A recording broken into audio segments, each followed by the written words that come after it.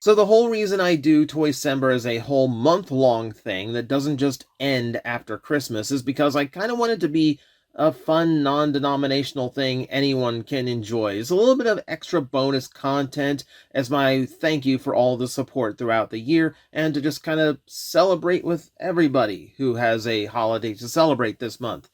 But we do celebrate Christmas in my house, so this day does end up being special most years. I do this, and this year is no different. What you are looking at is what Machine Robo called Jet Transer, and what the UK version, Robo Machine, called Jet and Transporter.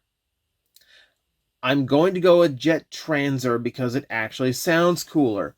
This is part of the double machine robos that were not released in America. So what you were looking at are GoBots that were never imported to the American toy line, making them among the rarest GoBots you are actually going to find.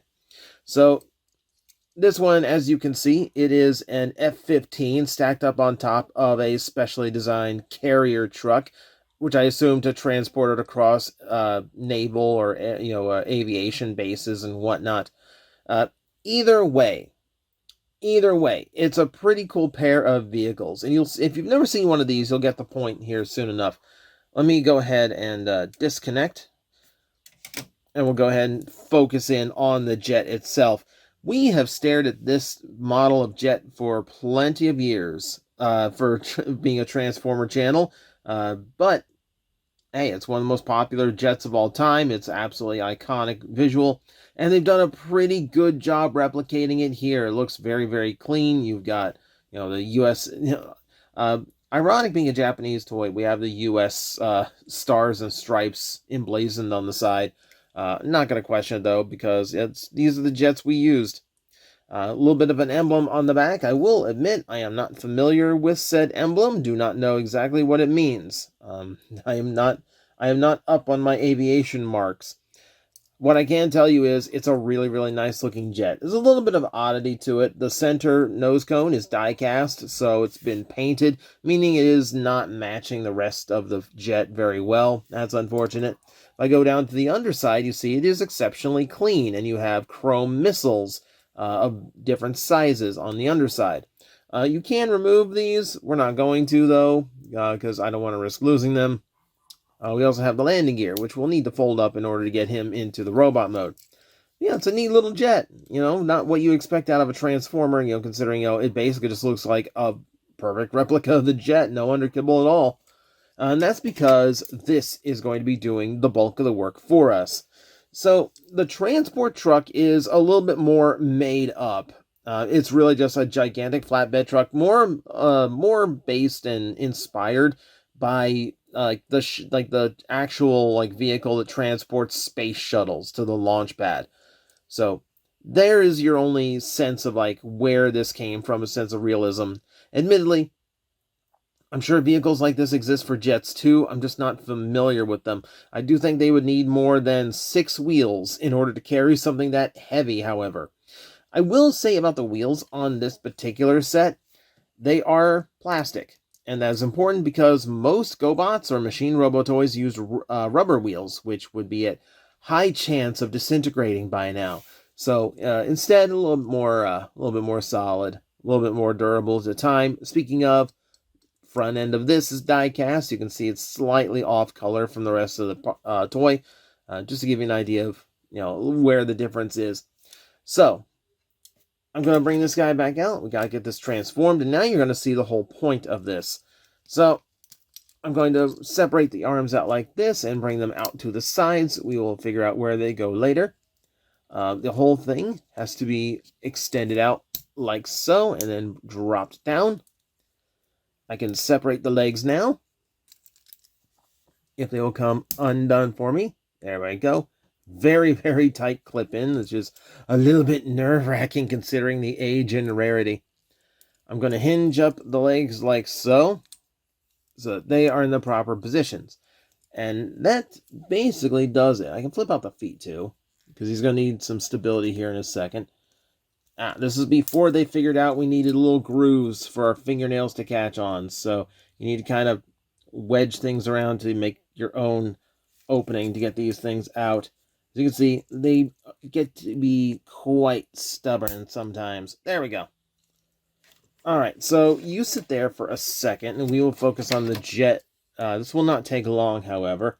We're going to extend the jet out, like so we can start revealing the robot mode head like that. And that's basically the extent of the transformation on this piece. I will admit, the jet does not contribute a whole lot to the actual function. However, we need to drop it into there. So, just like this, I'm going to drop it in like so. I got to make sure it connects on the back side. There we go. It's being a little bit stubborn here. Excuse me. I'm being careful with it because, as I said, this thing ain't cheap. This thing ain't easy to replace. So we are being extra careful trying to get the peg to line up. There we go. There we go. From there, we got to make sure everything here is lined up smooth. That looks good to me.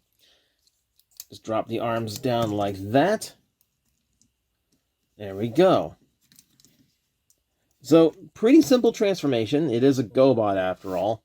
But that's your jet transer in the robot mode. And now you kind of see what we're going for here. It's the Duocon gimmick.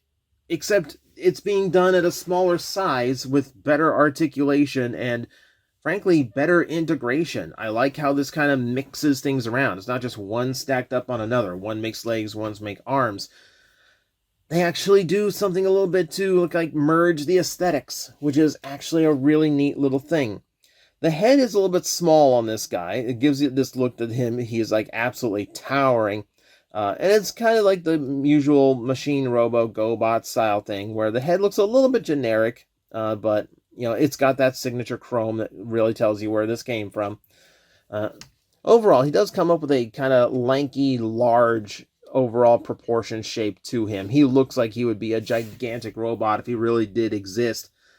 I like how the gray does break up the orange in the center. That's a pretty cool little visual trick. I do wish there was a little bit more going on sticker-wise. Frankly, though, this is secondhand, so to be honest, I don't know if there were other stickers. I know there's a version that has extra down here at the feet. Mine obviously doesn't have that. But no, it's just a neat little figure. It's a neat design. If we want to talk articulation, well, it's Machine Robo, so you're not going to get a whole lot. However, the arms do come up and swing out. I believe that means we have a universal joint here in an 80s toy, which is kind of crazy. The legs also are on a ball joint. And while a little bit inside there, like a little bit of the mechanics of this toy are going to make that a little bit hard to use, as the toy really wants to come apart on me at the moment, excuse me. It does make it a little bit hard to use, but, you know, the legs do have a ball joint in them. So if you can work it, congratulations. As I said, I'm being a little bit careful on this guy because, you know, it is a very old piece. I really don't want to risk damaging anything too badly here. But I do want to just kind of like take the day to show off, you know, like a particular... Get the head out. We have to go to the final shot. Get the head... Can you please get your head out so we can go to the final shot? Oh, man. Wow. How did the head get stuck? Okay. There we go. There we go. It's trying to goof on me here at the last minute. Of course it is. But, yeah, that's just me wanting to share, you know, a particularly rare piece of the collection with you. Now, there are two others in this arrangement that I'm aware of, and I'll be honest, I think they work the integration and mix a little bit better than this one does. This one kind of lets the carrier kind of take command of the robot mode design, but the rest, well, they seem to do a pretty good job mixing it around. They are some of the most expensive GoBots you can find, however, so I do not recommend going out and buying this on the spot. It's a very, very difficult thing to find, and ain't cheap when you do. But if you're so inclined, or if you get a good deal like I did, you're probably going to walk away with a very unique piece for your collection. So that's going to be it for me today. Thank you, as always, for joining me for this Toycember. Starting tomorrow, we have a run of toys that's going to take us all the way through the end. So it'll be a little bit more like a 6-part event rather than 6 separate reviews. So I hope you look forward to that. Hello everyone, I am Astral Agent Magnetar, a Tokusatsu VTuber, and I am streaming 4 times a week over on Twitch, Monday, Tuesday, and Wednesday afternoons, and a special late night one on late Friday/early Saturday. So come watch, come hang out, and let's make an impact together.